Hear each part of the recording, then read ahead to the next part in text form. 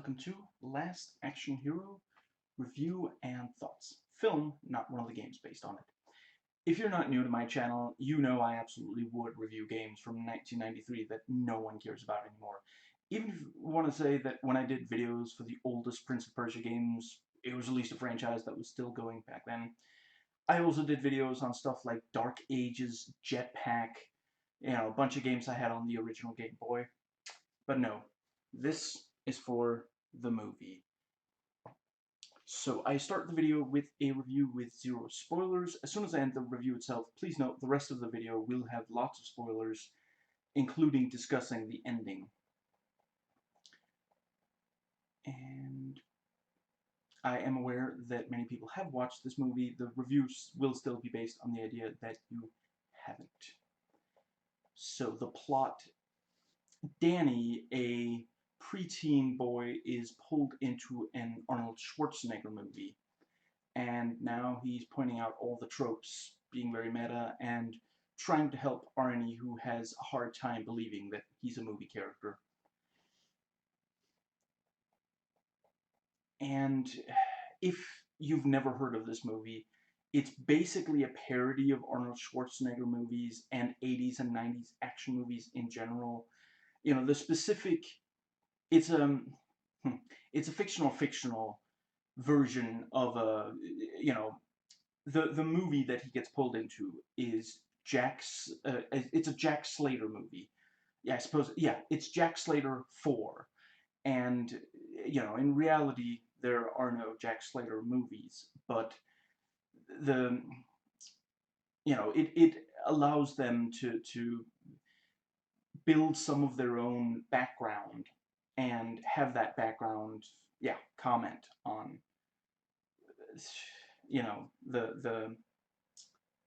the other. And yeah, there are some things that are very similar to some of his other movies, and again, 80s and 90s action movies in general. And this is one of the cases where the parody is made by people who love the thing they're doing a parody of, and in fact by some of the people who usually do the thing that they're here parodying. It's starring Arnold Schwarzenegger and being directed by John McTiernan, known for directing Predator, Die Hard, and Die Hard with a Vengeance. And it was written in part by Shane Black, who wrote Lethal Weapon 1 and 2, as well as The Last Boy Scout. So, these are people who helped define the genre, and yeah, here they do a parody on it. And the movie came out in 1993. Now, as far as the writing, there are some really clever elements, such as the movie world of Jack Slater basically being every 80s or 90s Hollywood action movie. So there are tropes from that, and they poke fun at the buddy comedy where two unlikely types are forced to work together. And Danny successfully predicts some of the events and elements because he's watched so many of these kinds of movies. And let's see. The writing doesn't always work, and there's some things about the movie are kind of weird, and it's hard to understand exactly why they work the way that they do. And there's a very uneven balance between a couple of different visions for the movie. This R-rated Arnie movie, and then this PG-13. Yeah, and if you know very much about Arnold Schwarzenegger, you know that in the 90s he made some PG-13 movies that were very bad. And I would definitely say this is not as bad a movie. I want to say, was it called Junior, maybe? Where Schwarzenegger is pregnant. I remember that one as being terrible. And I think Twins had a few elements that made it, there were some things about that movie that weren't terrible. And a little bit of, what's it called? Kindergarten Cop. A little bit of that movie is also, but yeah, Arnie wanted to appeal to children with some of these movies, and he was apparently one of the people responsible for making this movie more, yeah, it is to the point where, like, I wouldn't show this movie to a child, but yeah, there are definitely things in it that appeal mostly to children, and it tends to, there's some dark stuff, but you can tell that they're trying to restrain it to a point where children could technically still watch, and like at worst, okay, maybe they'll have to cover their eyes for a little bit, and then they can watch the rest of the movie. But it doesn't really feel like it's made that much to appeal to people who aren't still children, or at least preteens, maybe teenagers also, but even a lot of teenagers will find it to be too immature and such. And adults, I mean, I guess parents might, get some enjoyment out of it as well, but if you're an adult who doesn't have any children, unless you watched it when I watched it when I was, I, I don't remember 100%, but I must have been around 12 or 13. And I think I liked a lot of it. And I think even back then I could point to things and say, okay, that could be better. But today, if I watched it for the first time today, I really would not have had very much patience with this movie. But, I knew that it's, yeah. But, yeah, for in order to make a movie that children would enjoy watching, there are some very juvenile jokes that really don't work all that well, and there's even a little bit of like cartoon sound effects. I think there might have been a little comedy music, but I'm not 100% certain about that one. And some of the jokes really don't fit the idea of a straightforward, even somewhat comedic 80s or 90s action movie. Let's see. One, yeah, one quick thing that I felt that, I already mentioned the whole buddy cop thing, and, you know, partners that are really, really different from each other. I thankfully did not watch all of them, but I have watched some of the, and I watched them back when they came out, in like the, well, not when, yeah, okay. In the late 90s, I watched some of these buddy comedy movies where they would pair up. Yeah, and one of the things is in the movie, the, I want to say he's the lieutenant. Jack is a cop, and once Danny is inside the movie, he's explaining things that he knows because he watched some of the movie before getting pulled into it, and he watched the first three movies, and yeah, he explains some of the stuff he knows, and they don't believe that they're in a movie, so then, the lieutenant thinks this kid's a great detective. So Danny is partnered with Jack, which Jack finds incredibly frustrating, of course. And that is, I mean, I think there was at least one where it was a child. And I think it was even a smaller child, actually, who was, and there's at least, I want to say at least two where the partner was a dog. So, that is legitimately, I mean, you can, whether or not the joke works for you, it certainly does, it points to something that is legitimately, and yeah, the movie has some stuff like that where it really points to some of these tropes. Excuse me. Now, before Danny disappears into the movie, we see that, like, his day-to-day life, he lives in a bad neighborhood, and there's, it's legitimately sometimes dangerous, where he,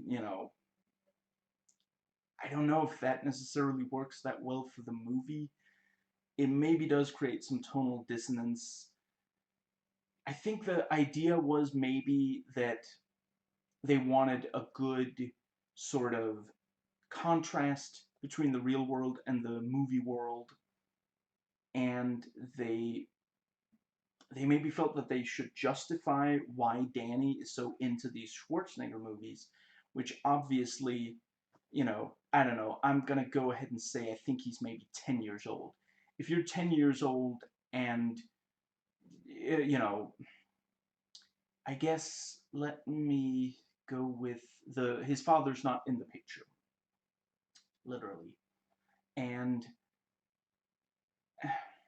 sorry, that was a reference to the movie. I try to keep my jokes from getting quite that corny. I seldom succeed.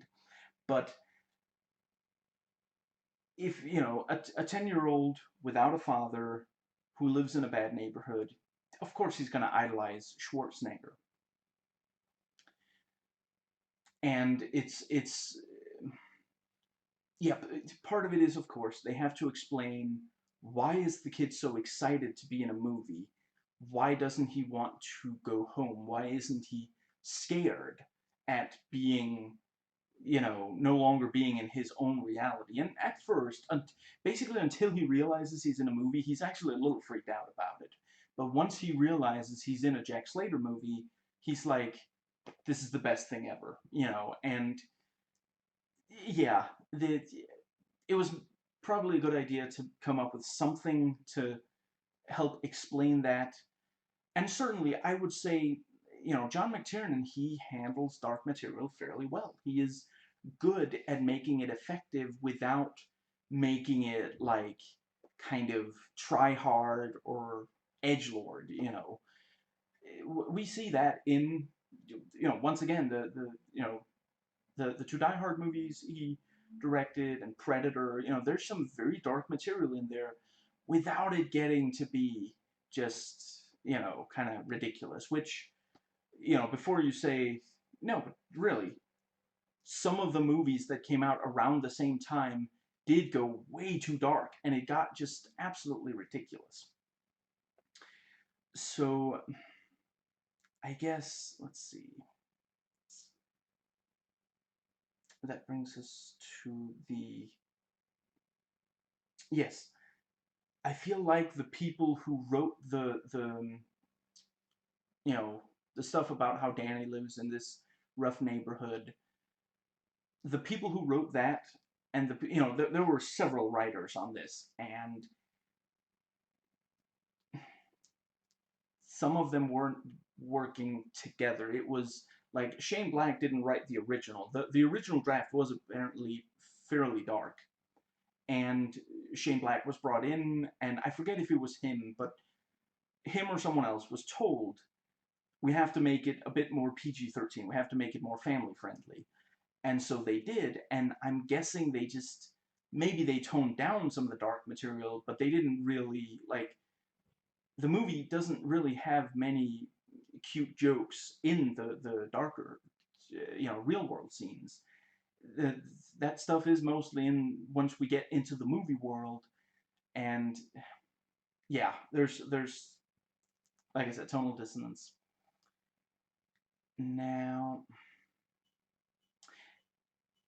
at times the movie does play things a little too straight and forget to be a satire temporarily. And I think an argument could be made that the movie would work better without the kid, without, yeah, actually I forget.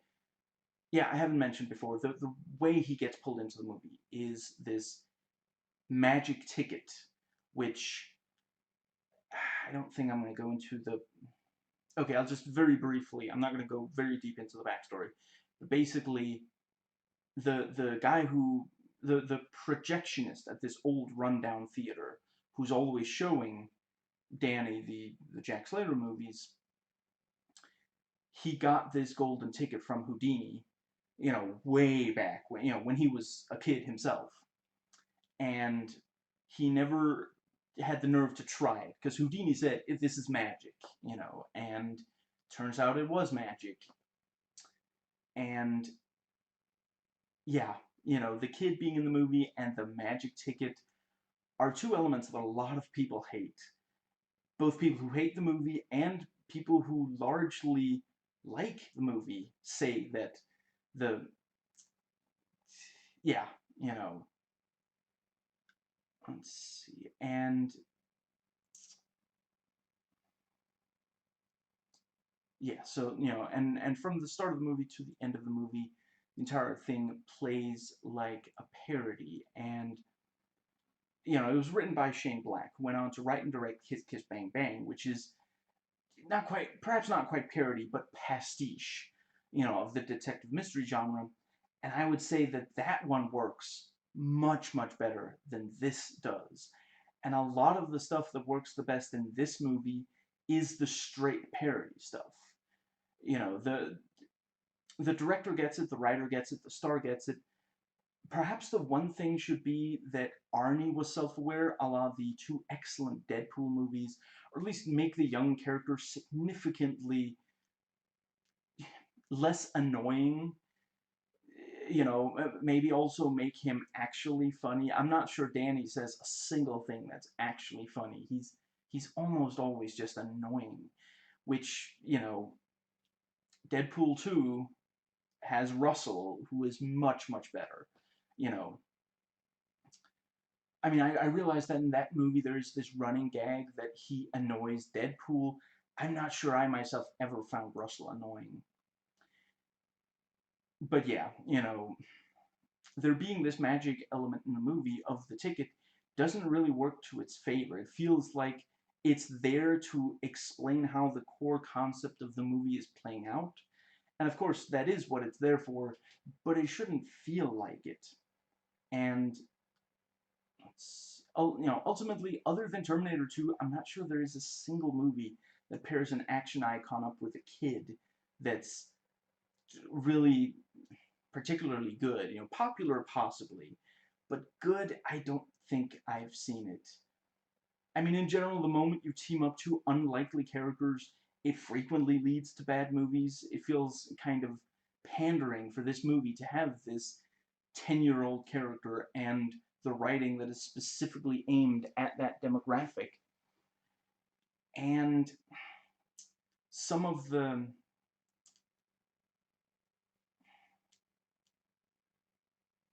yeah, there's also this one chunk of the movie that could easily have been removed and probably should have been. It keeps some major characters busy with something that by the end of that part you feel contributed very little. And yeah, so let's see. There are some plot twists in the movie, and some of them are handled fairly well. And yeah, the opening of the movie is very strong. It really grabs your attention. Basically, the very start of the movie is we're already seeing a Jack Slater movie, and it's just such a perfect imitation of an Arnold Schwarzenegger movie. And the ending is dramatic and, intentionally so, but I'd say the last third of the movie, the audience are basically ready for the movie to end. And honestly, I would say I'm not saying they could have done it in the editing room. You'd have to have rewrites and reshoots. But I think as much as maybe 30 minutes of the movie, and it's maybe it's not much more than 2 hours. I think 2 hours and 2 minutes if you don't count the end credits. But the concept doesn't really. Hypothetically, it could sustain a longer movie, but the movie doesn't do enough with the concept. I think I saw, actually, I forget if it was this one or another movie, but one of the critics said that for a chunk of the movie is basically just really in love with itself and just like strutting around, showing off, basically. And yeah, that's kind of something that yeah, that happens in this, and there's, I already mentioned that there are some of these jokes that are basically for, children, and some of the jokes also just go on for way too long, and they reuse some of the same jokes. Like they'll change up exactly how the joke goes, but I would say the movie really milks beyond dry the this thing of Jack being frustrated at Danny. That really gets old. And again, I can imagine, like, if you're a kid, you might think that's hilarious, but yeah, they definitely went there too many times. And some of the middle of the movie also kind of loses you. And, when the parody works, it works well because there is this understanding of the source material of, of what it's parodying. It understands why it works, and at its best, the movie is not just going for easy and obvious jokes. And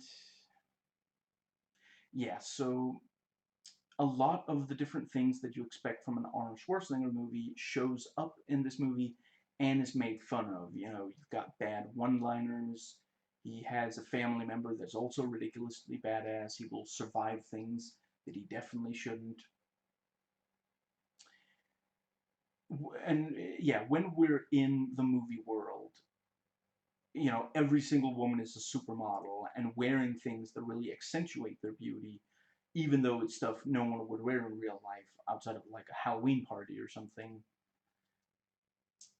which works well to poke fun at that element of Hollywood movies. And while that may, at least in part, be just an excuse to avoid having to write female characters, they aren't just eye candy. The movie does also feature more realistic female characters, such as Danny's mom, who's understandably expressing concern about how much time he's spending in a movie theater instead of being in school. And the movie doesn't make her out to be the bad guy, to be wrong, like so many movies like this would.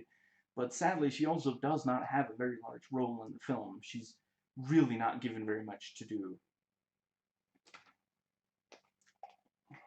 Honestly, I could imagine that originally she maybe did, and some of that was written out and replaced with the more child-friendly humor stuff. Now, but yeah, the some of the stuff they wear in the movie, these female characters, it looks more, it doesn't necessarily look that much like it's out of a, Arnie movie set in, like, the Slater movies are set in LA in, present day, so 1993.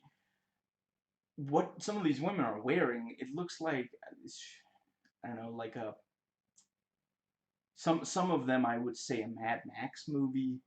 It's pretty ridiculous, and it is one of the things where the movie maybe goes it gets kind of try hard with some of the jokes. Now,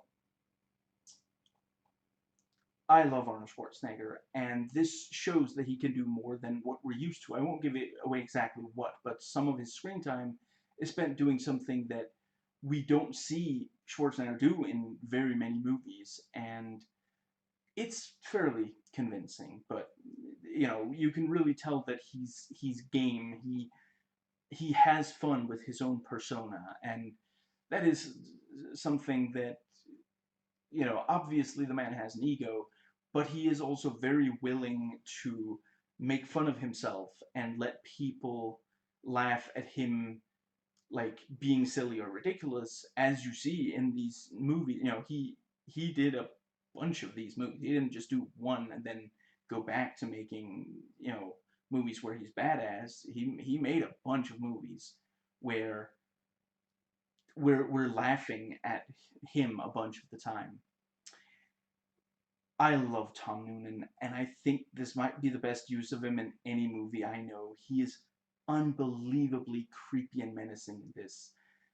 This is the kind of bad guy you want to see an icon like Arnie go up against, and it's yeah, it's really perfect, and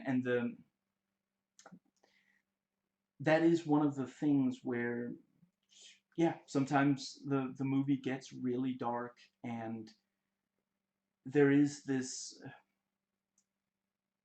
I don't know, I mean, I guess just barely they manage to make it to where, like, hypothetically, yeah, like I said earlier, like, maybe children might, like, cover their eyes for some of it, but it's not like, as dark as it gets, it's like, it's not, RoboCop, you know.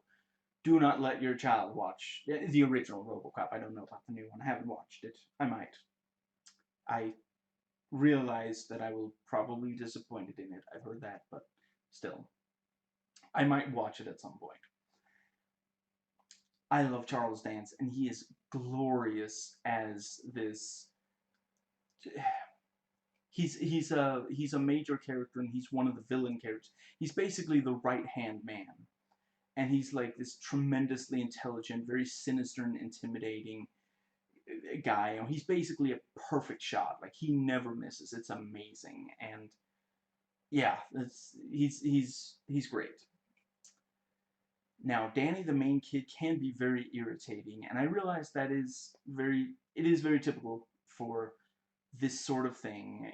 A movie or TV show writes a character who's a child or teenager that the audience, presumed to be male, young, and tending towards the same age as Danny, is supposed to see themselves in. I'm not saying the entire audience, but that chunk of the audience. And that character ends up being really annoying, and we wish he wasn't in it as much as he is. Think Wesley on Star Trek: The Next Generation, Jubilee on the animated '90s X-Men show. Like I already mentioned, I watched this when I was a teenager, and back then I loved a lot of it. I think I always found the kid kind of annoying. And it actually is. It's a something that really underlines just how annoying he is that he's actually introduced expressing concern for the the old projectionist. He realizes that the projectionist isn't, like, the movie he's watching goes out of focus, and he goes up there, and the guy apologizes he fell asleep, but then Danny says, no, no, no, it's okay, I've watched the movie before, I just wanted to make sure you were okay. I was worried about you.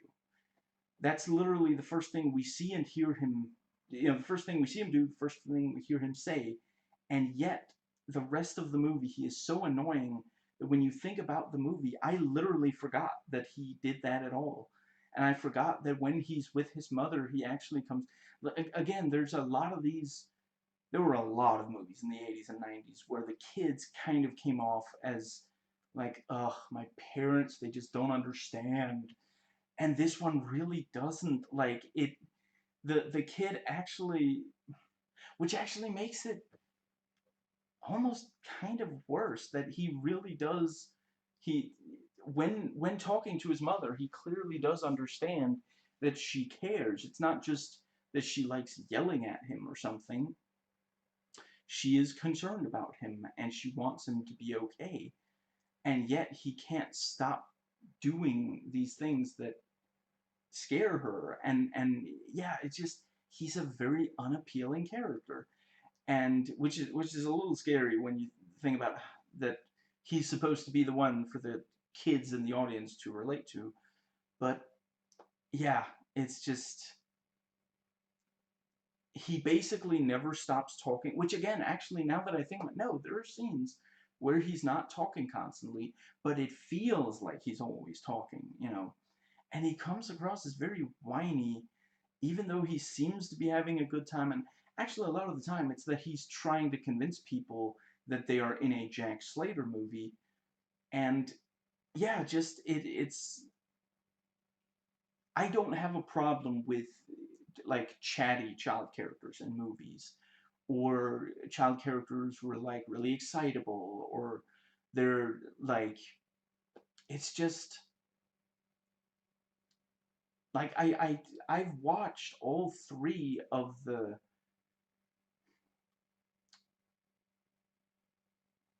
Never-Ending Story movies. No, wait, sorry. No, I stopped at two. That's right. I stopped at two. Yeah. If you don't know why, watch. No, don't. Just take my word for it. The second one is terrible. First one I remember as being amazing, but I read that it's like super depressing and people forget that. And I mean, I remember some stuff that I could see as being depressed. I don't remember finding it depressing, but maybe I wasn't thinking deeply enough about it when I watched it. But anyway, in the second movie, I don't remember that kid as being anywhere near as annoying as Danny is. And I don't think I would say that Wesley Crusher or the 90s animated Jubilee are as annoying. And they have a lot more time to be annoying than Danny. But yeah, he's just, it's unreal how annoying he is. When it comes to the comedy performances, basically all of the actors do go for it. No one really holds back. It sadly doesn't always go well, but I do admire how game they are. And this includes actors who are usually very deeply respected, including Anthony Quinn, who plays one of the villains.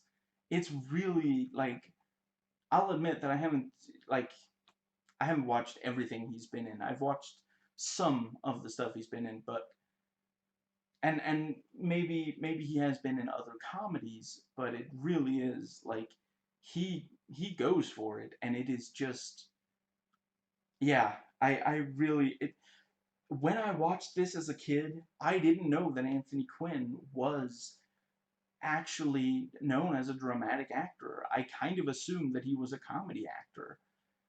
You know, and actually Charles Dance, I think this is also, I'm not sure I've seen him in any other comedy either. And both of them really go for it. I would say Dance comes, walks away with his dignity mostly intact. Also, in part because so much of the time he is really intimidating. Now, let's see, despite when he and Arnie meet, some of the time they're made to make these jokes that, again, like, they're basically jokes to reassure the children in the audience that the movie is safe. It's, don't worry, as dark as it gets, it's still gonna be funny, it's still gonna be cute. But yeah, like, when I watched this the first times, I think I basically assumed, like, I mean, when, I don't know for how much of his career Leslie Nielsen was known as comedic, but once he was known as comedic, people thought of him as the funny guy. When he appeared in a movie, you expected that movie to be funny. And when, you know, yeah, when he appeared in a movie, you expected that movie to be funny. And when, uh, I want to flip it and reverse it, but I'm not sure how. Yeah, um, maybe you out there in, you know, maybe you can think of a way to flip it and reverse it, and that's going to be, yeah. But Anthony Quinn, you really didn't expect. I think he is sadly dead now, R.I.P. He was incredibly talented. But yeah, like, when you saw him in a movie, you didn't expect him to be funny, so it was really, yeah. Now, some of the dialogue gets very quippy, and there's some really, like, at times it can be really well written, but some of the quips are also very child oriented. I will say that I'm not sure I know of very many other movies that are quite like this. I do think that, I mean, it's not that the two Deadpool movies are what this movie was trying to be, nor Kiss Kiss Bang Bang for that matter, but I think it would have been, this movie could have been closer to those And if it were, it would have been a better movie.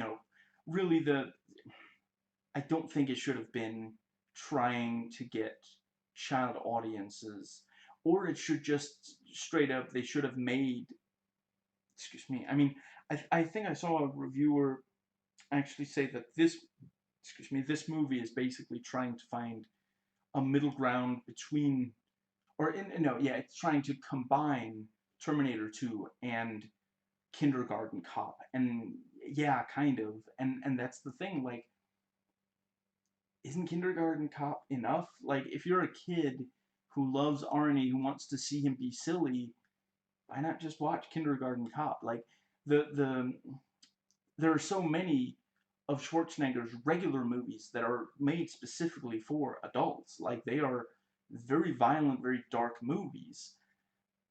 I realized that a lot of kids ended up seeing them, but I don't think the right response to that, and I'm not saying that's like the worst thing in the world. If I had kids, which is never gonna happen, I would definitely try to keep them away from, like, you know movies like The Terminator, for example, which is one of my favorite movies. But that movie is way too dark for a kid to watch.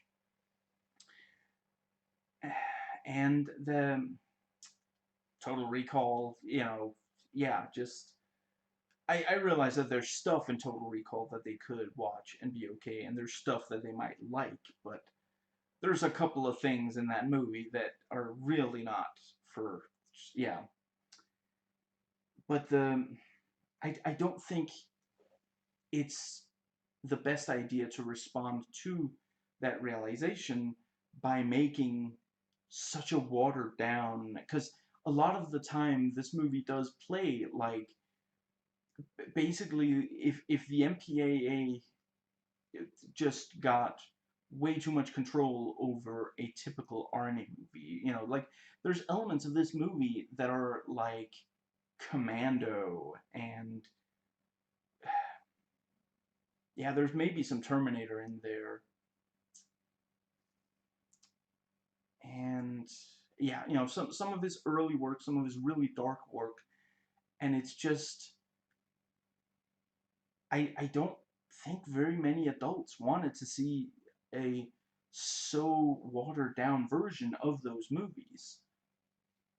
Even though that the idea of, like, a movie making a little fun of those movies, that's not necessarily something we have a problem with, but one that's this, no, it's just,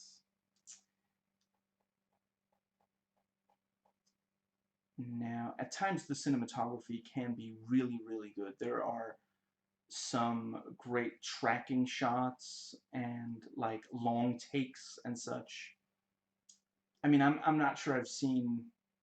Okay, to be fair, I don't remember Rollerball, but I don't think I've seen a movie directed by John McTiernan that wasn't really, really well shot. And the editing can also be really great. Now, and it's special effects and stunts work. Like, a lot of the action in this feels like Arnold Schwarzenegger action, and feels like, to John McTiernan level action. And then every so often there'll be like a little joke in there, or right, just, or there'll be several jokes in there, and yeah, it's just, it doesn't quite work as, but that is the thing. Like, if you're stuck watching this, you can at least enjoy the action, I would say. Now, but yeah, it's I would say it's probably closest, if we're talking other John McTiernan, it's maybe closest to Predator. Yeah, yeah, I would say more Predator than Die Hard with the action. Now, and I already mentioned there are some really dark scenes. There are scenes that are right out of a horror movie, and there are not many of them, but they're very effective. And it's Tom Noonan as the Ripper deserves a much better movie. So does Benedict, honestly. Now, let's see. Yeah, so the villains are great, and I would say that this is an Arnie movie where you care about and understand his character more than we're used to. And some of the music and score is this really badass rock tunes, these really badass rock tunes from very talented musicians. And yeah, I already mentioned, yeah, a little more on the humor. Sometimes the jokes are too corny, and sometimes they will push a gag or a joke too far. And yeah, I would say, you know, both as an action movie and as a parody, when the movie works, it does a really great job as both of those genres. Now, I suppose one of the main movies that I would compare this to is Team America World Police, which in a lot of ways is better than this, and certainly overall it's much more consistent. That movie has a more adult tone, and it is really to the benefit of that movie. And let's see, right, sorry, to finish that thought, it's to Team America's benefit that in addition to a set of big budget action movies like this also is, it also comments on American foreign policy and the relationship between the two. To how to many Americans, America should be behaving like the heroes of a big budget action movie, just going into other countries, showing little regard for their monuments, and kill the bad guys as if it's that simple. I don't think it would have worked that well for this movie to comment on foreign policy, but maybe it could have done a send up of the Dirty Harry franchise, since a lot of Americans think that's how law enforcement should behave. And I think the main reason they don't do that is that they were worried about losing the preteen/teenager audience. And yeah, you can definitely also make some comparisons to movies like the original RoboCop, which is more about police and corporations and how destructive both can be. Total Recall, which, like this movie, explores the male power fantasy of the typical straightforward Arnie movie. Mind you, that I'm not saying that this or that are straightforward. They pretend to be, but let's see. Yeah, and I watched that movie just a few months ago, so I might compare the two, but I will warn if I spoil. And Starship Troopers 1, which explores military propaganda, whether made by the government or filmmakers. Honestly, I think there's a really great chance that Paul Verhoeven would have done a better job at directing this movie. Not that he's flawless, but he is really, really great at satire. Now, let's see.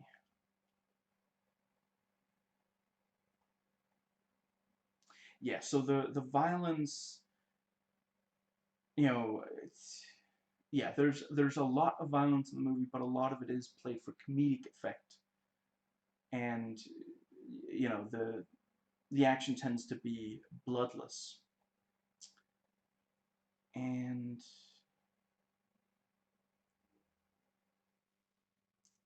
yeah, so the movie is two hours and about 2 minutes before the end credits start rolling, and it's maybe I'd say 2 hours and 10 minutes if you do count the end credits, and I would say if it really appeals to you, I think it's worth watching at least once. But yeah, this it's not really a movie where you can just like turn it off after a while. Like I think you'll just find it very unsatisfying. There are some movies where if you turn it off partway through and just imagine your own ending, that's way better than just finishing. Excuse me. Now, yes, I haven't seen very many movies that are very similar to it, and one example, for example, that I haven't seen, aspect, for example, that I haven't seen elsewhere is that once Danny is pulled into the movie, it's sort of the same world that, like, I think the idea is supposed to be that this is where all present day set, LA set Hollywood movies exist in, including ones that have nothing to do with Arnold Schwarzenegger. So, yeah, I'm just really quickly, for those who don't know, I'm gonna hold up an index figure while I spoil what it is. It's not a huge spoiler, but if you want to go into it blind, just when you see me lower my index finger, I'm done spoiling. Okay, so from now on, I'm gonna spoil. You see the T-1000 from Terminator 2 and Catherine Trammell from Basic Instinct, and yes, both of them are played by the same actor as in those two movies, and they look and move exactly right. It's just spot on.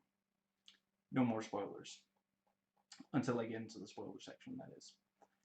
So,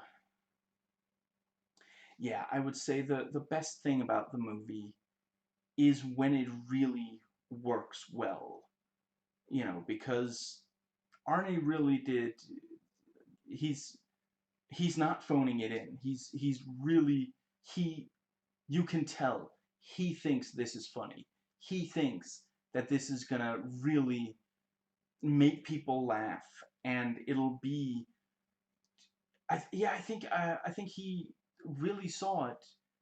I read a quote. I think it was that he said he saw it as a way to appeal to the child audience that liked his child oriented movies. It was a way to marry that with his more action heavy movies. And yeah, he thought, and he was like a executive producer on it or something, or at least a producer, so he helped tailor some of that. But the worst aspect is definitely that there is all of this really, really child oriented, yeah. Now,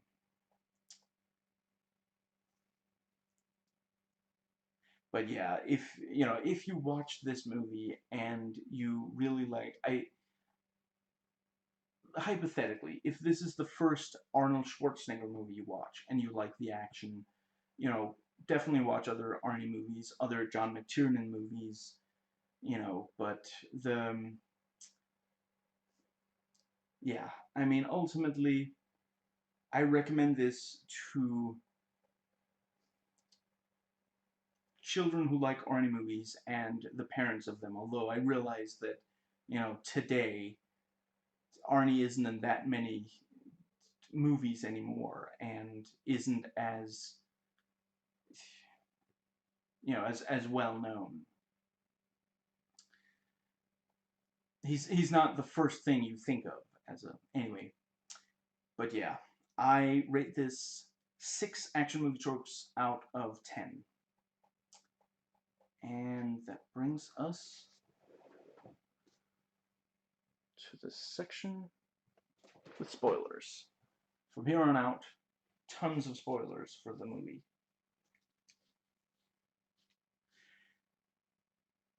Disclaimers. If you don't care about these disclaimers, I'll try to keep them short and relevant, but your mind list may vary. You can skip right ahead to the section of your choice via the description box. I often try to talk very fast during the disclaimers, since a lot of it is very standard information. I'm not going to keep speaking as fast as I sometimes do during this section once I get into the rest of the video itself. With that said, please do note that some of the specific discussion of the movie may be in this section. I don't know before recording if it is. I realize this video is long. I'm going to do what I can to make it worth your time. So, let's see. If I spoil anything other than this movie, I will hold up an index figure while so that you can mute and skip ahead while, until you see me lower my index finger.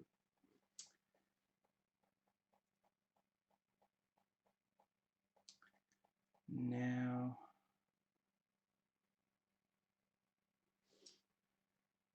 yeah, since I might discuss violence in this video, I want to be clear, I don't have a problem with violence in gore in general. The Thing is one of my favorite horror movies and movies in general. I also love Cronenberg's The Fly, Videodrome, etc.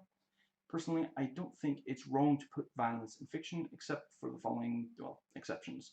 If it could encourage xenophobia, if it could make people think that violence is a solution, there are almost no problems that it solves in real life. Now, ultimately, there are a couple of places in this movie where we see violence solve real life problems, but ultimately it is basically, it is within the framing of this, Arnie movie. So let's see, and I might swear in this video, despite there being almost no swearing in the movie, although the lieutenant swears as he yells some, and if you have the closed captioning on, you might actually get the, yeah.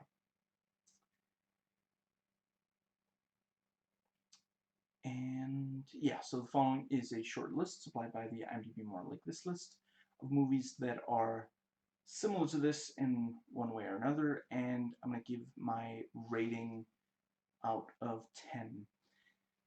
Kindergarten Cop, I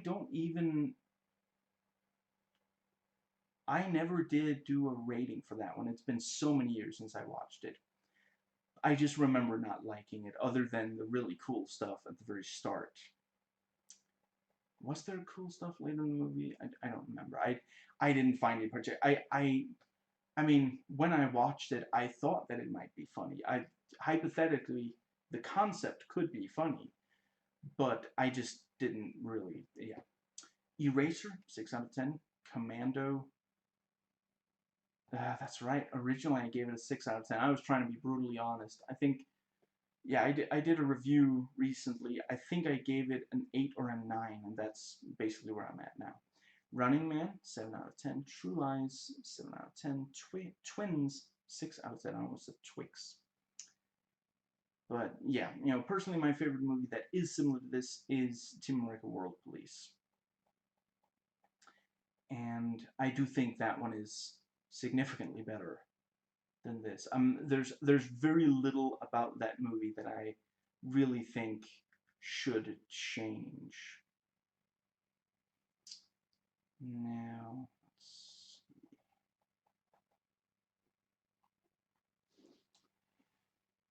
The rest of this video is not a review. It's a series of, well, thoughts. Some of it's analysis, some of it's MSC3 riff tracks, and other jokes.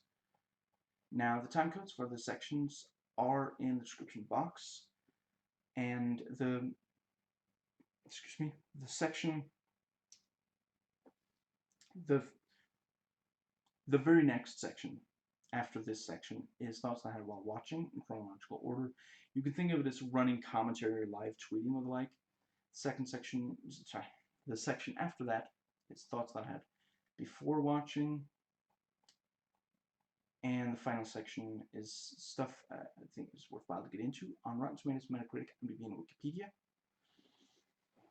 And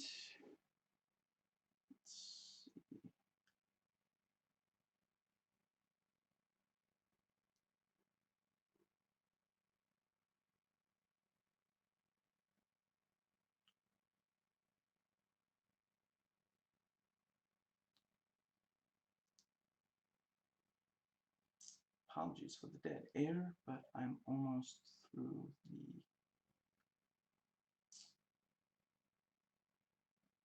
Right. Yeah, I don't know if this might come too late in the video, but I do want to say this movie was a gift. I never had to pay any money to watch this. When I watched it when I was a teenager, it wasn't my current copy, but back then I watched it on TV, so, I didn't have to pay, extra money for it, you might say. So anything negative I say in this video is not out of bitterness, and you know, nobody forced me to watch the movie or to make a video about it. And let's see, I don't have some personal vendetta against anyone who worked on making it. In fact, I'm a big fan of Arnie and John McTiernan and Charles Dance. I think I even liked the kid who plays Danny. I liked him in some of the other movies he was in around the same time. To the best of my ability, the negative things I say in this video are fair criticisms based on budget, when it came out, what it was trying to achieve, etc. Now, let's see. Yeah, so the first time I watched this was some years ago. Let's go with around, yeah, it was probably around the year 2000, and I was a really big Arnie fan at the time, you know, like I am now, but back then I had more of an expectation that he might still put out another movie.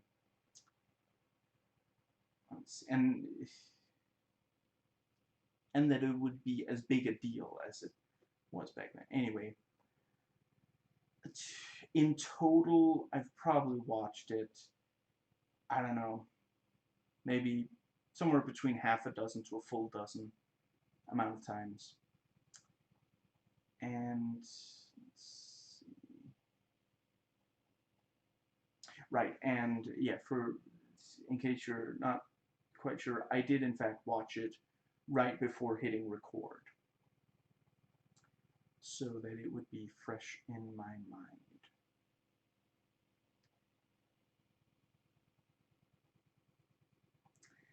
And that brings us to notes taken while watching.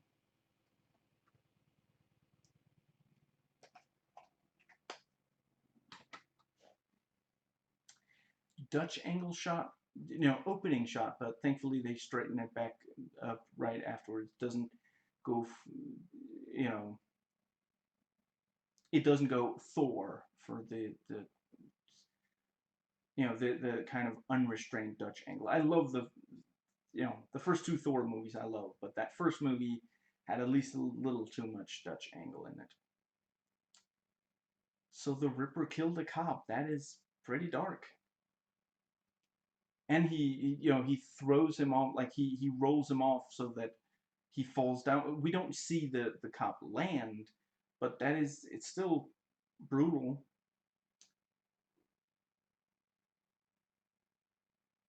And let's see.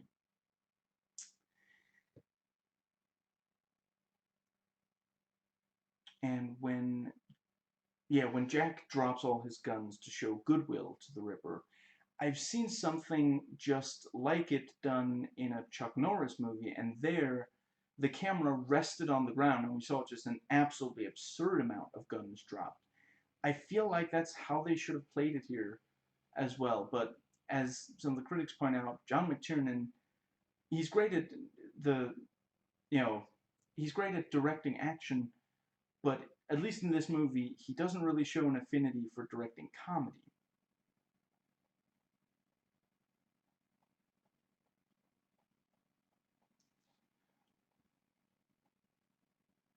I had forgotten that Danny ogles the cardboard standee of Jack's daughter Whitney before he meets her in person.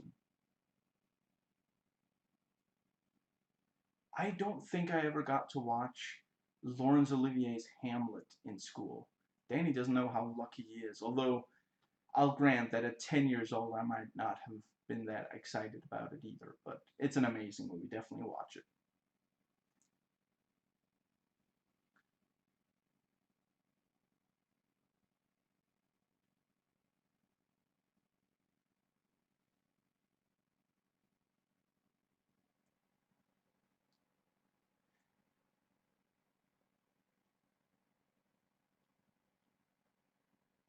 The movie makes it very clear that, Danny loves his mother, who loves him.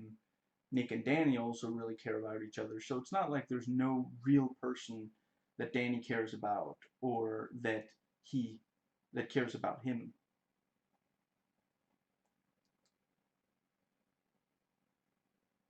They do a really good job building up the magic ticket. You know, it personally, it seems credible to me that Nick was just too scared to use it. He legitimately, like he says, what if Houdini lied to him? You know, Houdini told him it's magic. If he actually tried to use the ticket and it didn't work, it would be devastating. You know, it's yeah.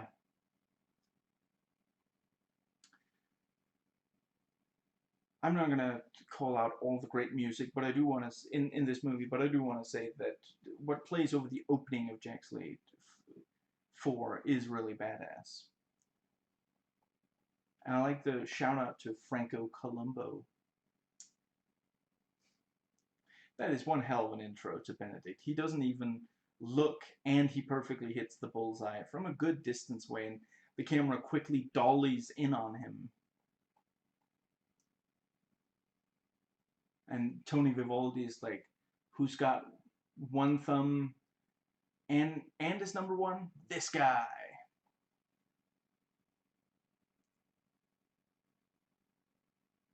I guess the joke is supposed to be that you're supposed to hold, it's like, I'm number one or something like that, because he's always getting stuff wrong.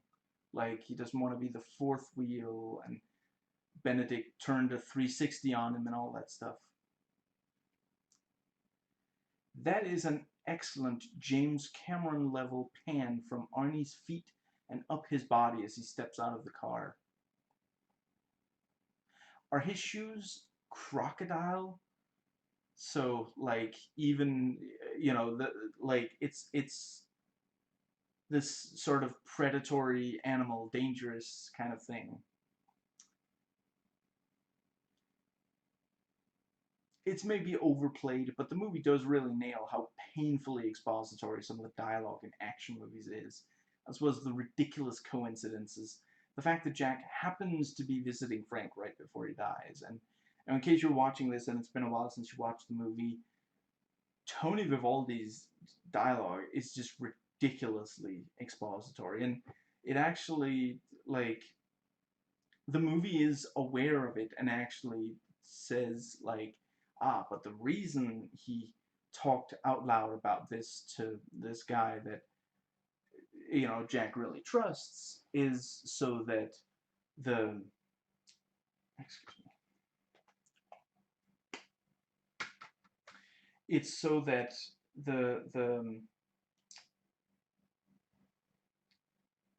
crap, I forget, Frank, I think his name was Frank. It's so that it's so that Frank will believe it and tell Jack, and Jack will believe it because it seems to be true. You know, if he threatened Frank into lying to Jack, Jack would be able to tell.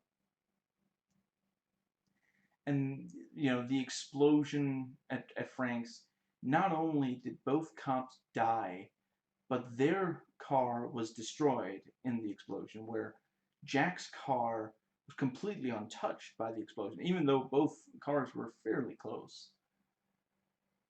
And yeah, the music as the car chase starts is also badass. And Jack shoots the bundle of dynamite sticks, and rather than blowing up, it changes direction, like he nudged it with the bullet, which, just as he knew would happen. Danny doesn't immediately realize that he's in the movie. I mean, it is pretty ridiculous.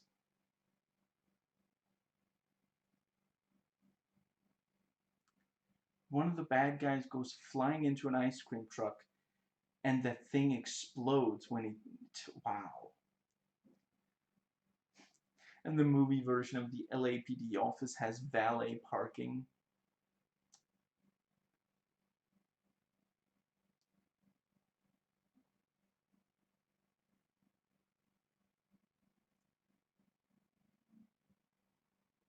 Some of the quips are decent, and Danny tricks Benedict into burning the money pretty clever. The colors alert Jack that there's bad guys in the house. And Skeezy finally shows up. And he was the one who knocked. Got to catch the red eye. Not a bad reference. I want to say that the eye Benedict is wearing at that time is like a snake's eye, like maybe an anaconda or something. And Benedict gets out the magic ticket and it starts working. Like Nick said, it has a mind of its own.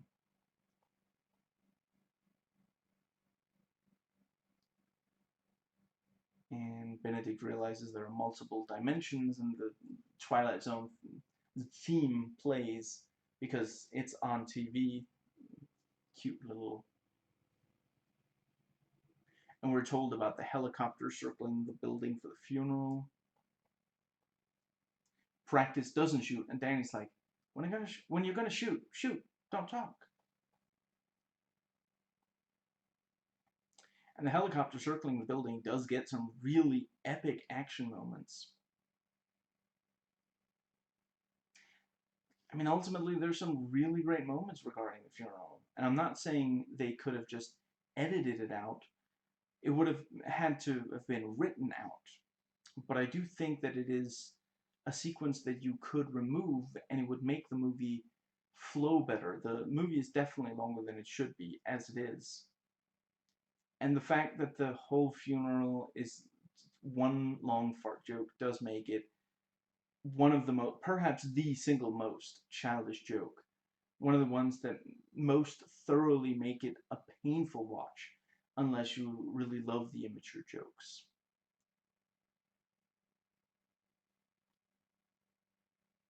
I like Nick talking about the old movies he'd love to visit with the ticket.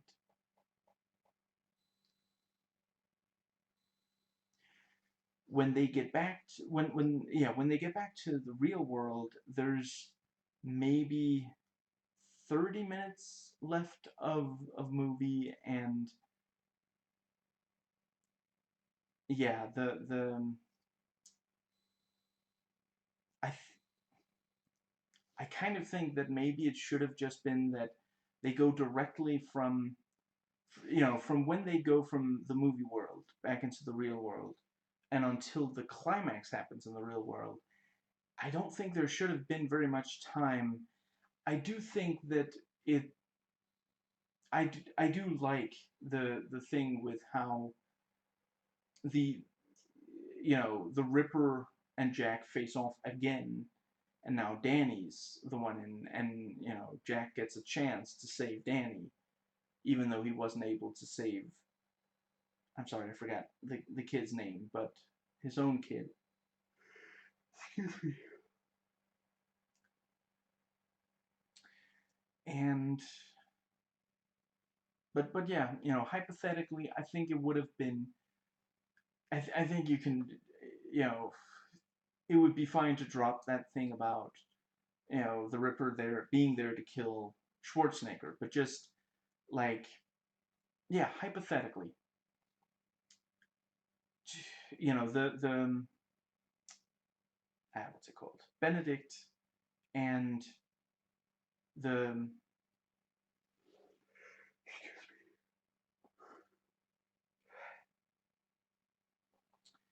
the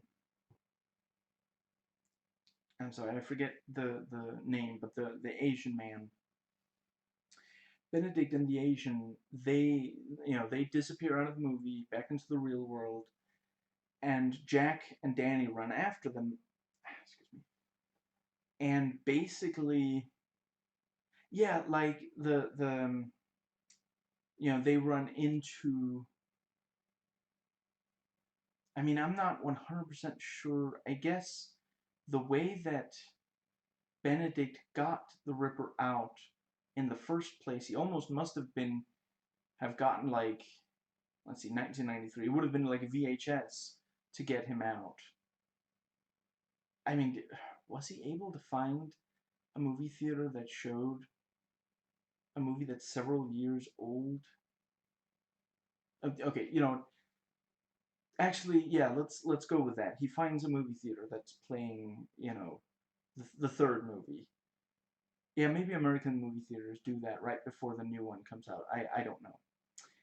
but yeah, like he runs, Benedict runs in, and Danny's like, "This is Jack Slater 3."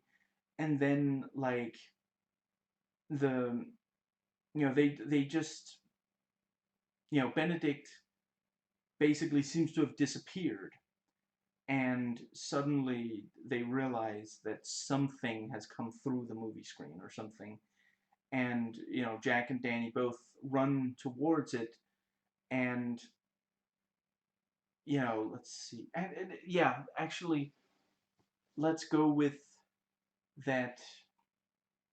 Yeah, they split up. Danny runs in another direction, and Jack goes in directly after Benedict, and Danny ends up on the roof of the building, and Jack sees that something has come through the screen, but he can't tell what. And he continues running after Benedict, and excuse me, he goes up, he runs after Benedict, and he ends up on the roof. And when he gets there, the Ripper has Danny, and then that scene plays out similarly.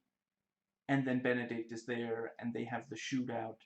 And I think basically just have, yeah, as soon as the as soon as Benedict is dead, you know, Danny immediately get like in the movie as it is now, Benedict drops the ticket, and then Danny has to get the other half.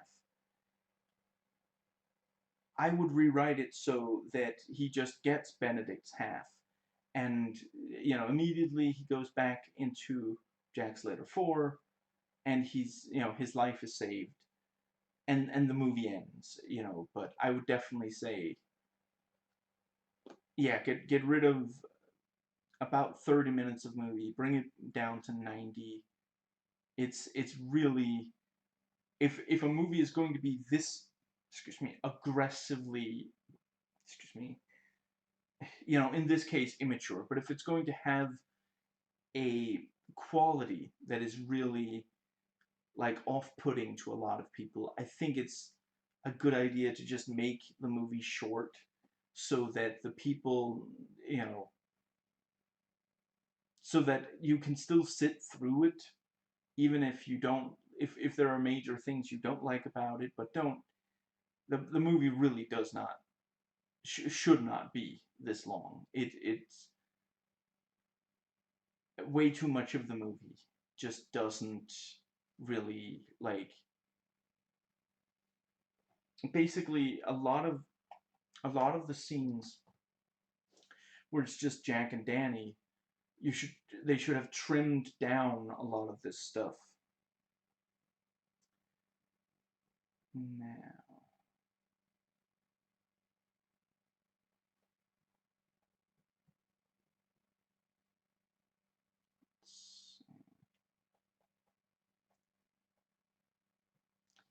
and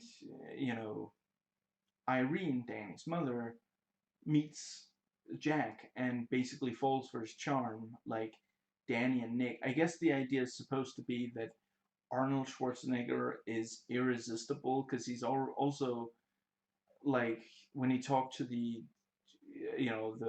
movie women in the movie, like in the, what's it called, the Blockbuster, I think it was, he also, he smooth talks them as well. So yeah, but I do think that he does a pretty decent job of portraying this more sensitive, you know yeah, he's convincing when he's suddenly like telling Danny, you should have told me that you know you shouldn't be doing this when it worries your mother, and this whole thing.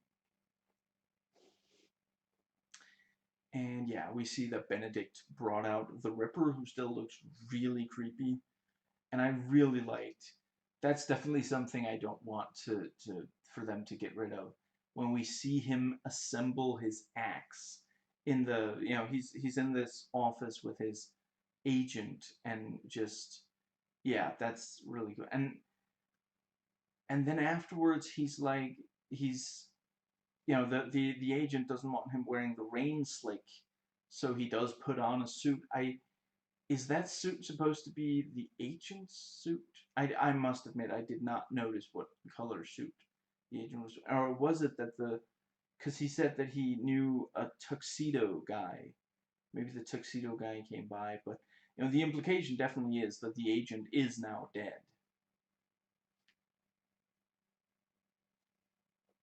And I really appreciate all that they do to, you know, call back.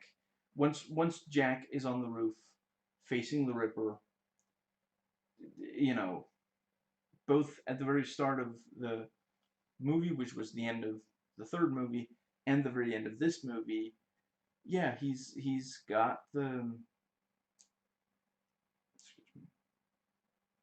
he is no yeah Jack looks down from the roof and sees at the start it's the police, at the ending of the movie it's the press,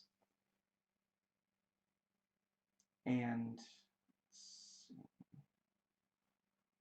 in both cases Jack drops his guns and the Ripper attacks and tries to kill the kid that he has there. And I also think that it worked decently when when we realized that Danny is like he's barely holding on. He's got the yeah, the Ripper knocked him off the roof, but he managed to grab onto this thing, and then Jack stands on the thing really close to him and asks him to let go, and yeah, it's this sort of this moment of trust of Danny. Yeah, I think it worked okay. It just didn't. I'm not sure that I would say that the rest of the movie really like the dark real world stuff earlier in the movie maybe builds towards that, but the Danny's aspect of it, I mean, the rest of it, the fact that Jack gets another chance to save a child, and that although it is in this case not his own child, that I felt that worked. I thought that it was when you see the flashback,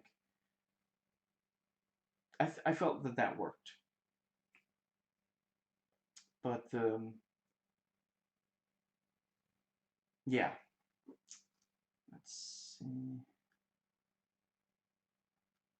And when Benedict attacks Danny, and Danny pretends to be just like he's like saying, "Oh, you broke my arm," and so that Benedict would turn his attention back to Jack.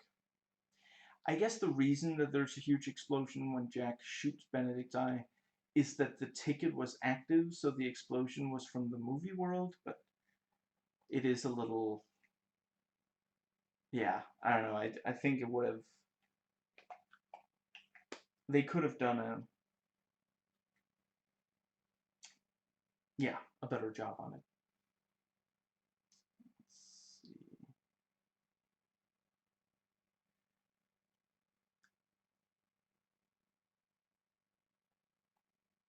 The moment that we're back in the movie world, we see the angry lieutenant shouting Slater's name, even though he can't see him, and he's actually shouting, "Has anybody seen him? Well, when you see him, tell him to see me."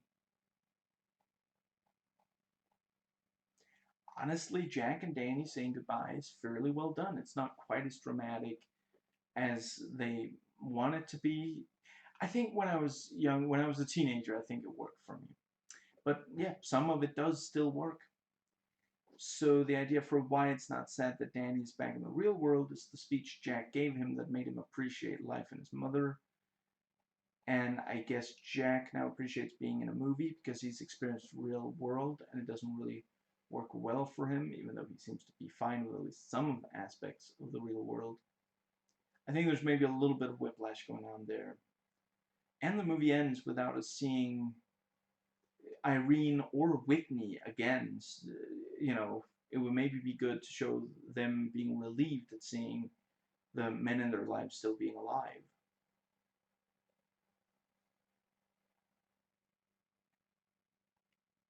I think the magic was yours too. Now, the barf bag belongs to everyone in the audience.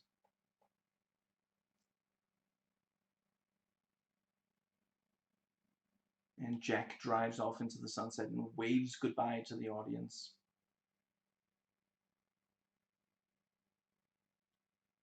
So yeah, somewhere between 2 hours and 2 minutes, 2 hours and 4 minutes without any credits. It's maybe 2 hours and 12 minutes, or is it 10? So somewhere around that without. Yeah, it might be 2 hours and 10 minutes.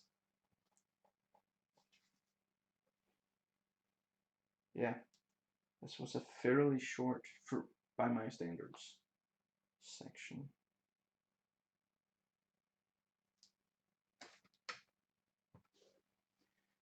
Notes taken before watching. So, let's see.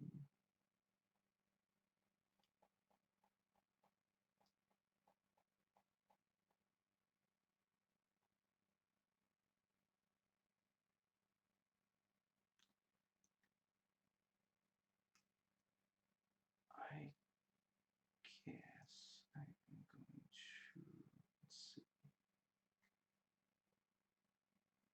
I actually watched most of Arnie's films. I did not realize that until researching for this video. And despite working for nearly 50 years, he's only been in 48 films. That's less than one per year on average. Like, there are others who've been in way more. Yeah. And F. Murray Abraham. I think this is the only comedy I know of him being in. Yeah, he's normally, like, some of the movies I've seen him in, other than this, are Serpico, Scarface, The Name of the Rose. Oh yeah, he was in Star Trek Insurrection. Finding Forrester. He is in 13 Ghosts and the 2018 Robin Hood, but he does play it fairly straight, if I recall, in those.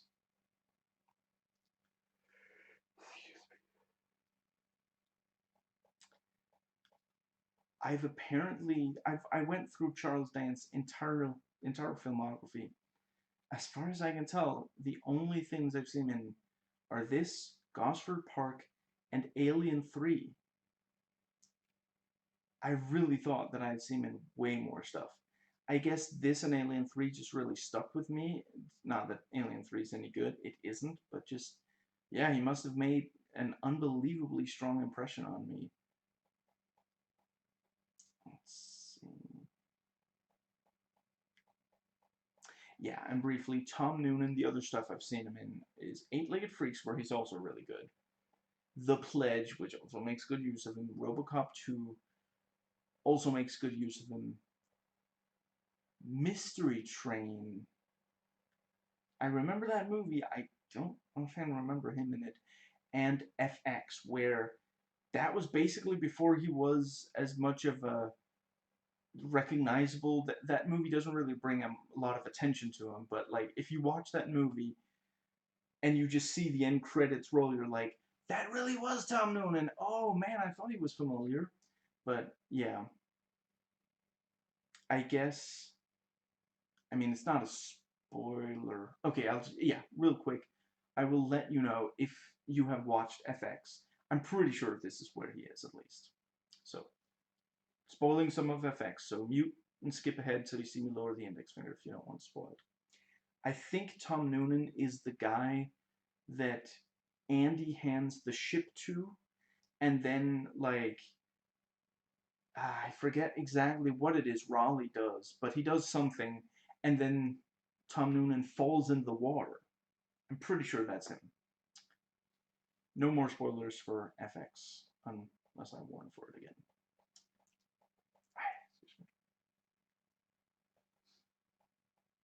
And yeah, Anthony Quinn, I saw him I watched The Message from 1976 and Lawrence of Arabia. Excuse me. I promise I will wash my hands and face very carefully before the next time I go outside. And I did since last time I went outside. I am careful about Corona. That's right. Austin O'Brien, who plays Danny, is in both Lawnmower Man movies. My Girl 2? I watched that? Well, I was a kid back then. Yeah, that's true. Lawnmower Man, My Girl 2, and Lawnmower Man. Wow. Now, let's see.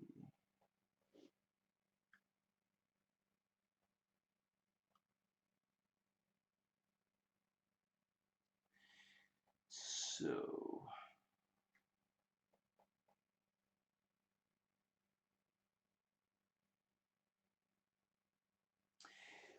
when Jack is, more sensitive when talking to Irene, I'm a little torn. I'm trying to figure out exactly how I'm supposed to read it. If it's positive, saying that even someone as hyper-masculine as Jack Slater, could be sensitive if they met a woman who could bring that forth in them, or if we're supposed to agree with Danny that she ruined how cool he was. I'm not going to repeat the words he uses. Shane Black sure does like writing movies that are the last XYZ, the last action hero, the last Boy Scout, the last Iron Man solo movie, and let's not forget the classics, The Last Kiss, The Last Bang, The Last Weapon series, and the last Predator movie we'll get anytime soon. I still like the Predator movie and character alike. I'm not saying it's a good movie, but we're not gonna get a good movie as a sequel to the original Predator. The closest we've gotten is Predator 2, and even that one was, yeah.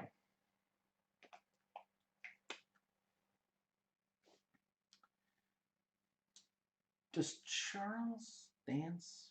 By which I mean, does Charles dance? And if he does musicals, does the director just tells him, Charles, dance? Consider yourself lucky. That bit was originally way longer. I worked in Dance Dance Revolution.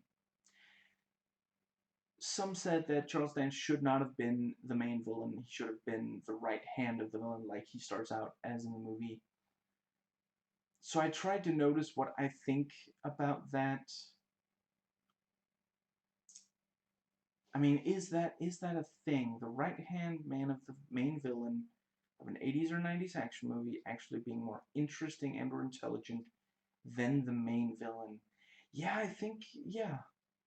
For example, maybe some of the James Bond movies. I think we remember like the right hand more than the main villain. Not always. Blofeld is deeply memorable, but some of the others, I think maybe we remember the right hand. I think it does make a good amount of sense that, like, if you took one of those characters, then, and let them do what they wanted to do, this is what it would look like.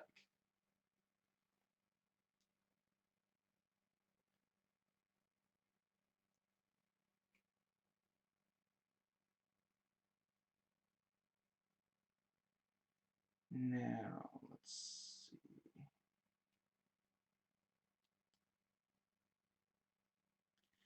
So yeah, near the end of the movie, when it takes, excuse me, when it takes place in the real world, you know, some things do behave like in the real world. When Jack punches through a car window, it hurts his hand, which might be a reference to Terminator 1. I mean, the other things, they do tend to explain. I mean, one of the things is, I'm pretty sure in real life you can't punch through a window just like that. Like, it wouldn't break in such a.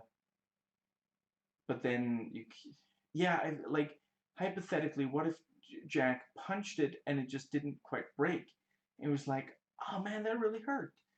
And then Danny was like, hit it with the gun instead, because that, I think, has a chance, or maybe even shoot the glass out with a gun, but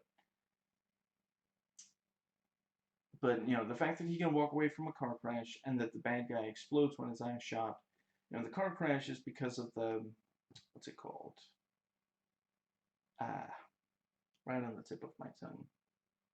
No, it's not, because it's way too big to fit in my mouth. Let's see. It's get your mind out of the gutter. It's a what's it called?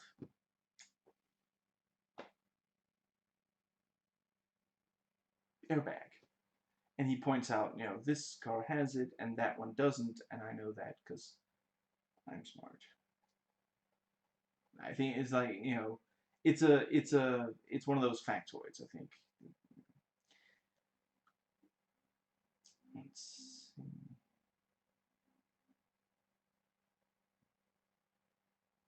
So the first time that Whitney meets Danny, she kisses him before he or we even see her face, because women in action movies exist as reward for the male lead roles. And I think they did a decent enough job writing. She thought that he was a freshman called Skeezy. He could more or less pass for freshman, yeah. I like the detail that once Benedict realizes that he's in a movie, he has an easy time accepting that he can pull characters from other movies, since this is a world that has movies. They just didn't know that their world was also a movie. The magic ticket concept really deserves at least one more movie, and honestly, it would be even better if they made games out of it. Like, you could travel between movie worlds, similar to how you can travel between alternate realities in Bioshock Infinite. Excuse me. And you would have to work with the tropes and adjusted world laws of physics in the worlds that you're in.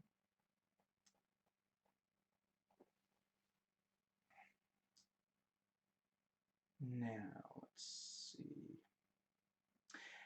Right, so yeah, I watched some YouTube videos. I saw someone say, why does Jack Slater's daughter keep screaming as she's beating up the guy? I think the idea is that as long as the bad guys are hearing screaming from the room, they assume, excuse me, that she's losing the fight. Excuse me. Yeah, I watched, what's it called? Rental reviews by the,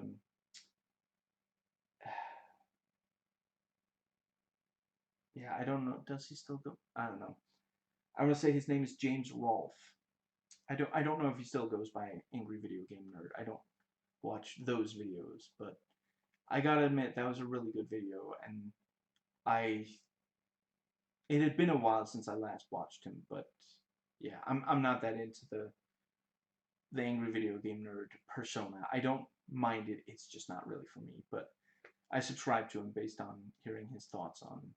He really loves this movie, and he makes a really good case for it. I don't agree with everything he said, but and let's see. Yeah, there's a video called Last Action Hero, WTF Happened to This Movie by Joe Blow. Yeah, that was the one that said wants to be the middle between Terminator 2 and Kindergarten Cop.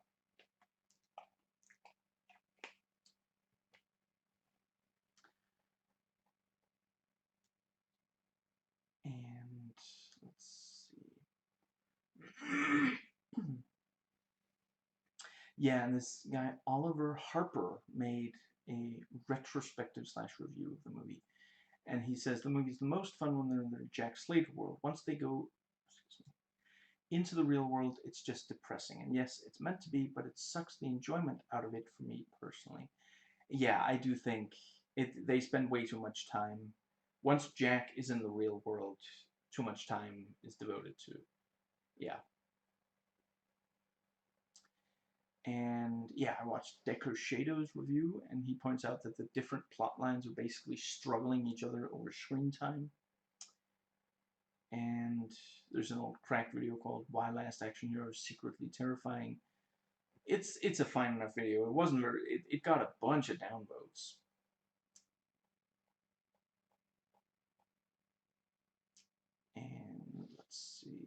Movies with Mikey did a really good job pointing out clever details, long shots, how dark it's willing to go, including that since the ending resets the status quo, that means that Dan the kid is still in a terrible situation.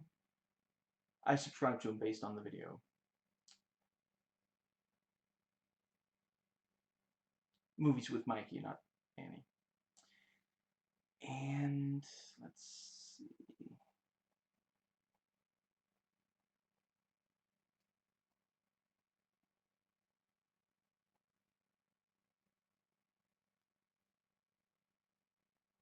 Right, and yeah, on YouTube I found Jack Slater 5, a radio play. It wasn't the best thing ever, but it had some good stuff, and it's a very similar thing to the start of this movie, which is the end of Jack Slater 3. And yeah,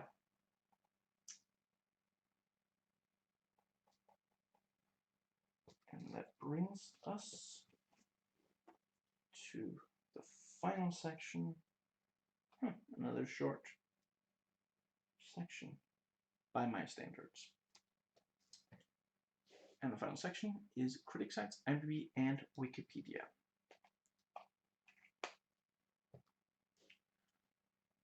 Excuse me.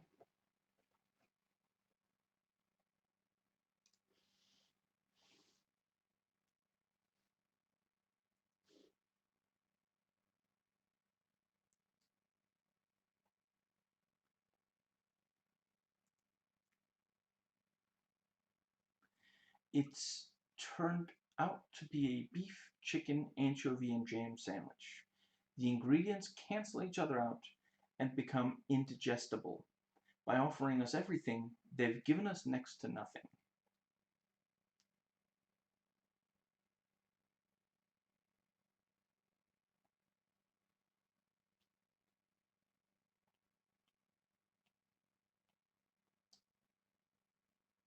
Right, and yeah, for those not familiar with how I do these parts of the videos, this is the, yeah, I'm reading aloud quotes from reviews of the movie.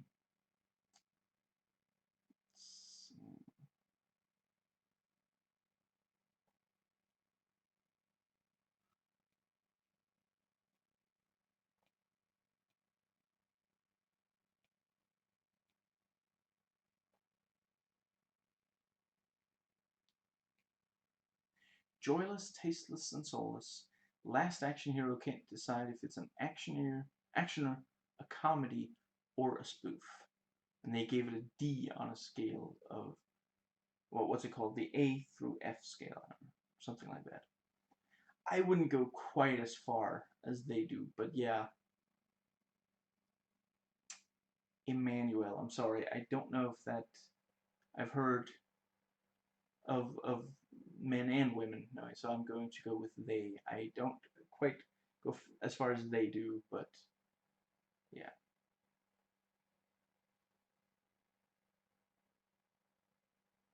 A loud, overproduced, chaotic, and incredibly stupid action comedy that's neither thrilling nor funny.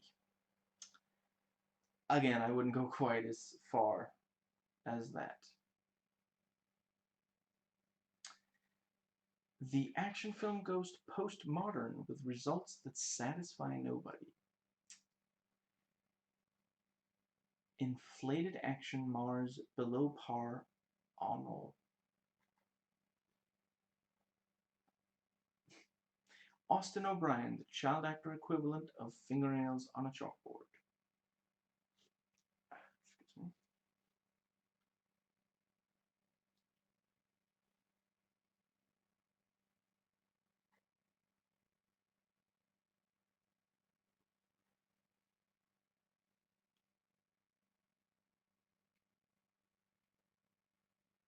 Yeah, several of the critics call it soulless.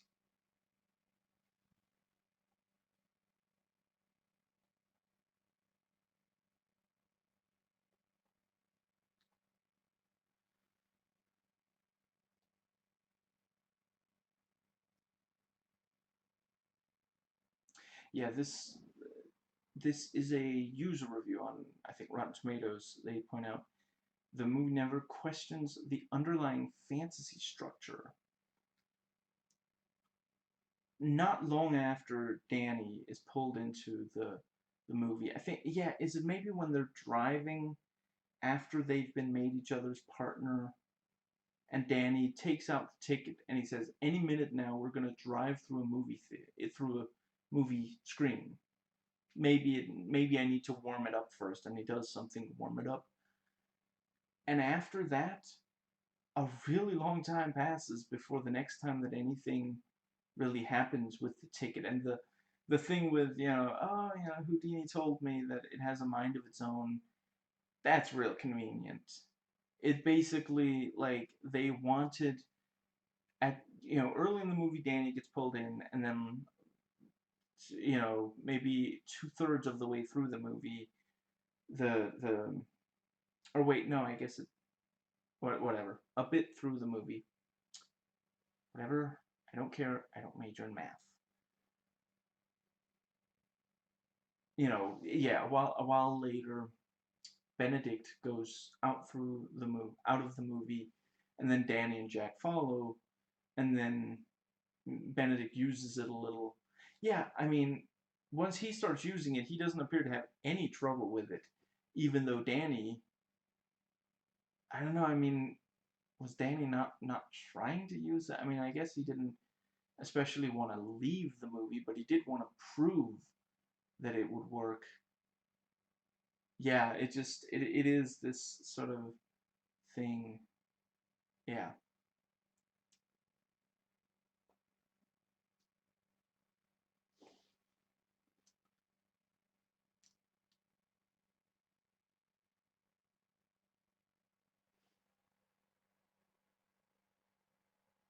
Yeah, that's right. Roger Ebert, R.I.P., was the one who said that the movie spends a lot of time standing around commenting on itself.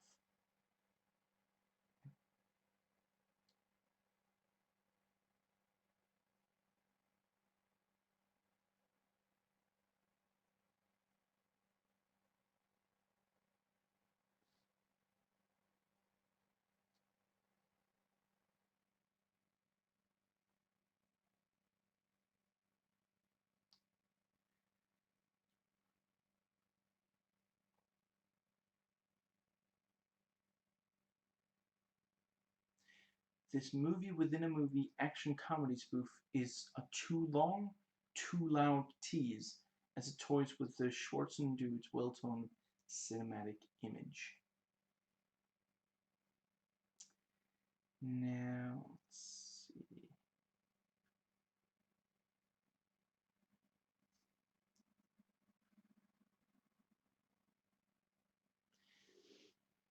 Yeah, so this is, yeah, I believe this is a Metacritic, and this is one of the critics. Ah, right, the Christian Science Monitor. They, I, excuse me, I've often found it interesting what they wrote about a movie. And yeah, they write that the strongest emotion it whips up is an overwhelming desire to stop your ears against the stupid dialogue, bombastic sound effects, and atrocious music that assaults you every second, courtesy of dynamic digital sound, a diabolical new development in technological overkill. Surely no good movie would feel the need to be so loud. Okay, reading that, it does sound a little bit like a disgruntled old man yelling at, you know, those damn kids to get off his lawn, but still, pretty funny. And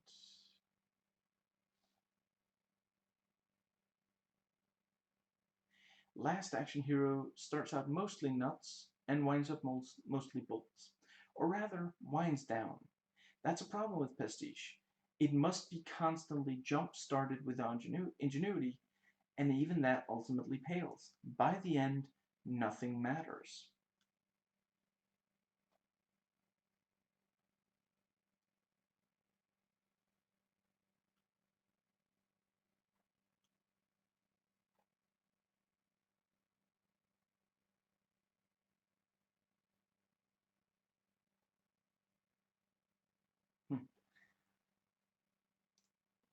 I wish more reviewers would do this. If you really love a movie that's unpopular, maybe just in general, if you really love a movie or really hate a movie, give some examples of other stuff that you either love or hate.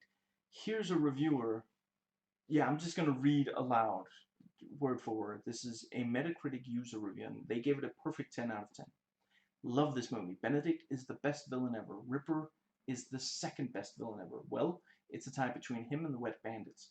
This movie is so much fun. Who Framed Roger Rabbit and Last Action Hero and Hook are my magical childhood movies. That makes perfect sense to me. I completely understand why someone who watched it as a child and who, yeah, like if you compare it to those movies, I could absolutely see. It's been way too long since I watched those movies, but based on how other people talk about them and clips I've seen, yeah, it sounds like that is the, yeah. Oh, sorry. Skimming in the wrong direction. Let me fix that. There we go.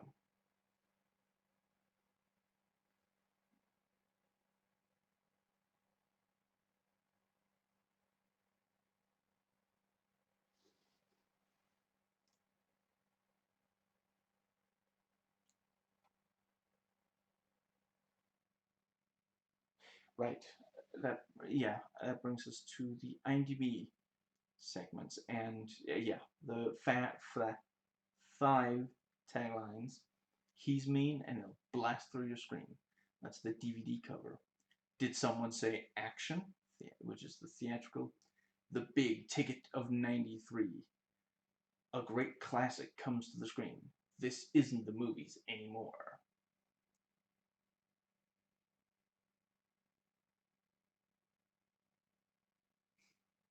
Arnold Schwarzenegger thought the script was one of the best he'd ever read.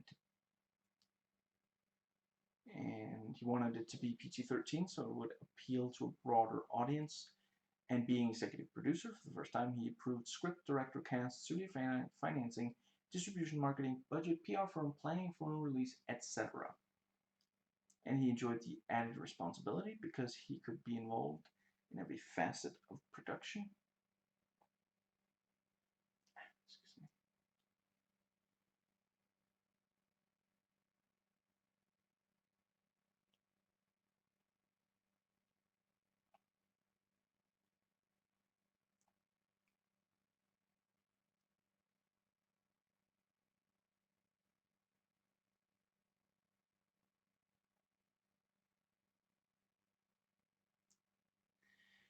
The I'm just very briefly going to point, there's a trivia bit where they talk about the T-1000 and Catherine Trammell.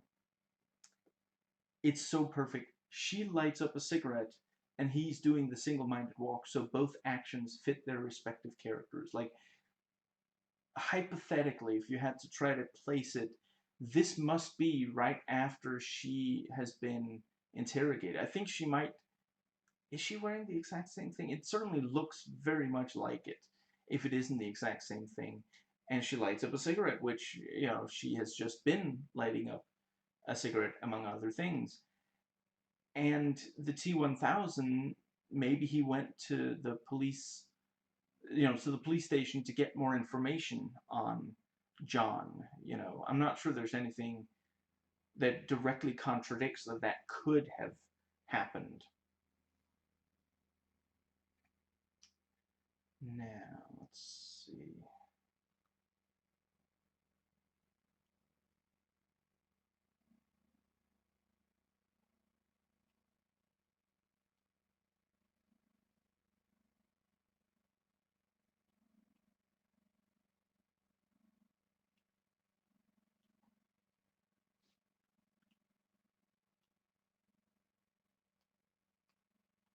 Before the Hamlet sequence, wherein the Laurence Olivier version of Hamlet is shown to the class, the teacher is Dame Joan Plowright, Olivier's third wife and widow. Noting her students' apparent ignorance of Olivier's storied career, she tells them they may remember him as Zeus in Clash of the Titans from '81, one of Olivier's final roles, or from his Polaroid television advertisements. If you don't know Laurence Olivier, you gotta watch some of his movies. He's incredible.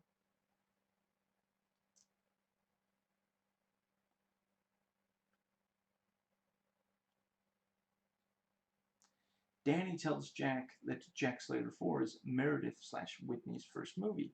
This movie was also the debut theatrical movie of Bridget Wilson Sampras, who played Meredith slash Whitney.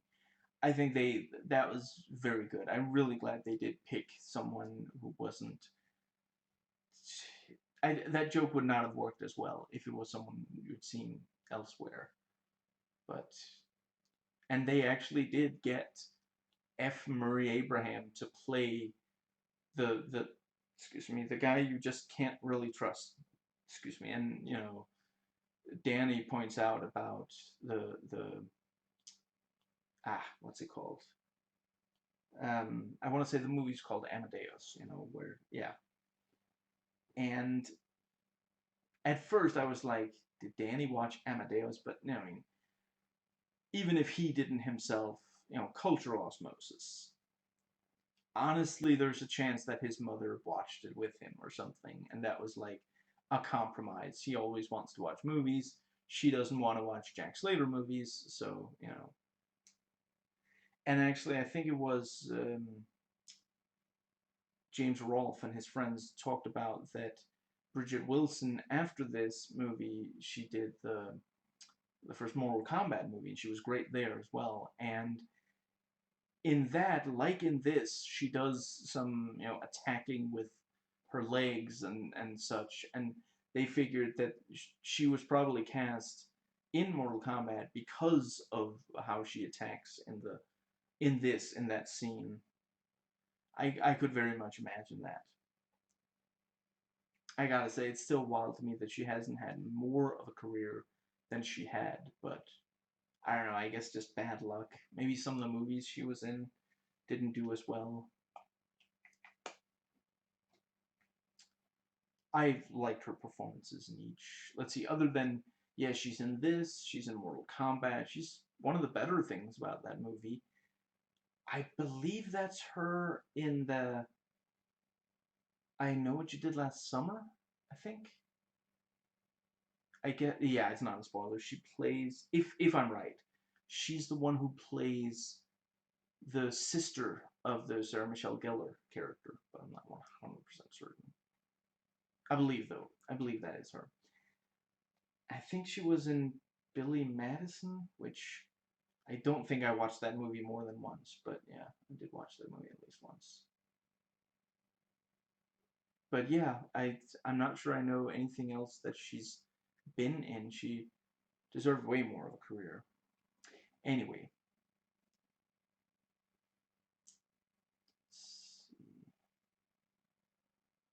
no, no, it's still gone. It's not gone yet.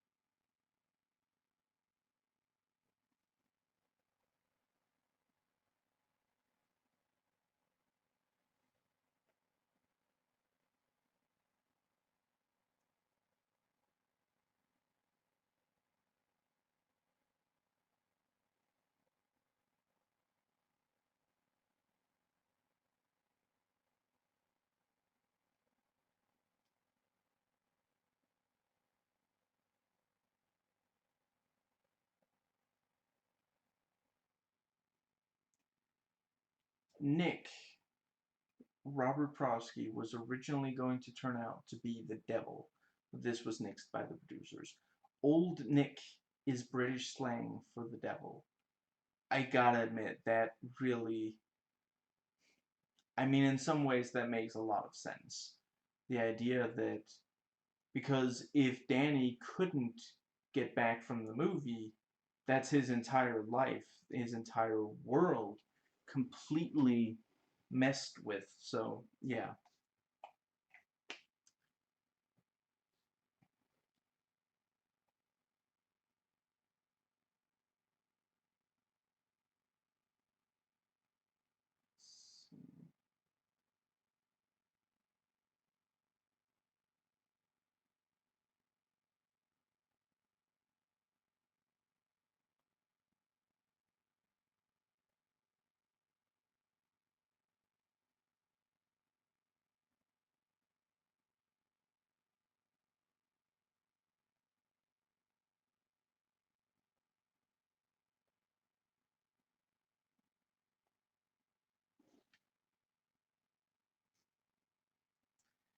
At some point, Jack Slater accuses his former friend John Practice of killing Mozart, actually the composer Wolfgang Amadeus Mozart. Practice concedes it is possible since he has killed many people and he tends to forget the names of his victims.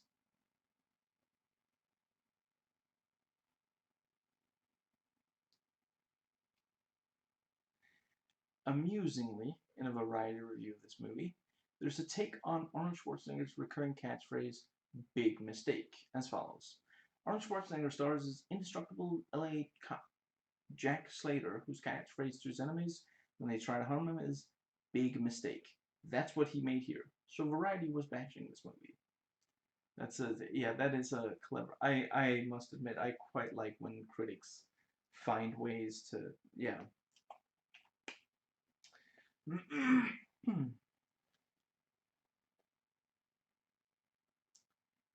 Now,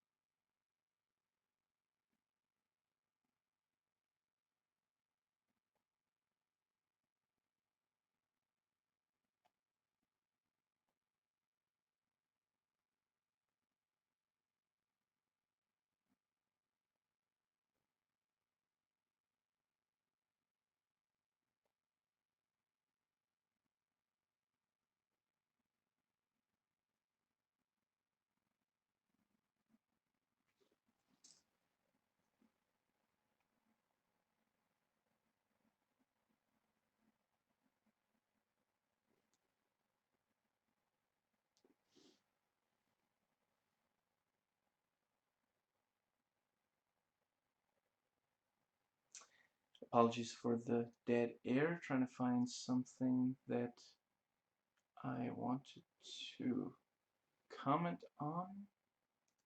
And yeah, those are all of my prepared notes. I think that is everything that I wanted to comment on. I think that Danny DeVito does a good job as the animated cat. Let's see.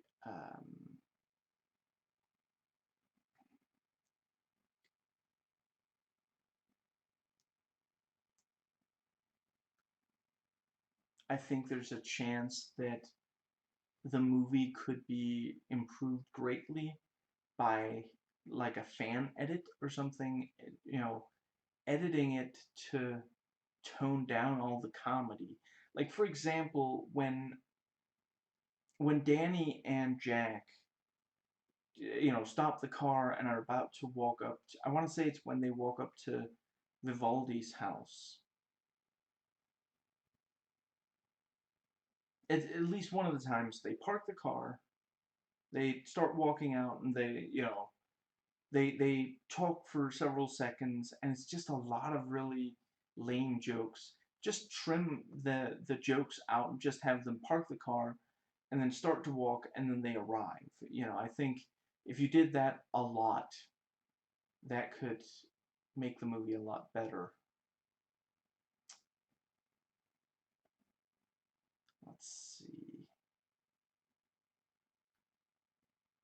I guess that is everything.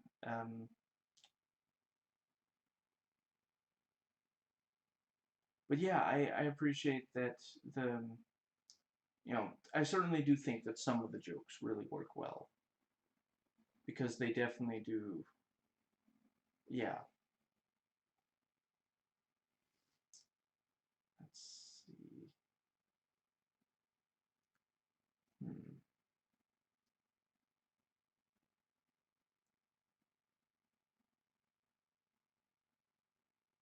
I guess that is everything. Yeah. So,